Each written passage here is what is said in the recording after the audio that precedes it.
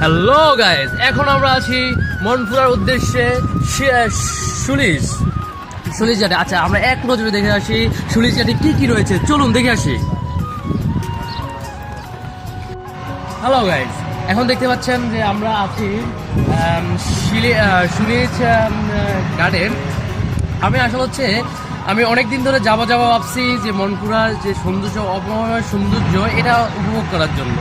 এখন আমার একটা সুযোগ হয়েছে, আর আপনাদেরকে সুযোগ করে দিয়েছি এই ভিডিওটির মাধ্যমে যে আমরা মনপুরা কি সুন্দর জায়গা, মনোমুগ্ধকর জায়গা, এটা আমার এই ভিডিওর মাধ্যমে দেখতে পাবেন। যদিও এখন আমরা মনপুরার উদ্দেশ্যে রওনা হবে একটু পরেই।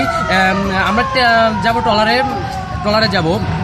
এখন আমরা মনপুরা হচ্ছে এমন একটা প্রকৃতির একটা কি বলবো, আমার ভাষা নেই, যে মানে অনেক সুন্দর, অনেক সুন্দর জায়গা আমরা দেখতে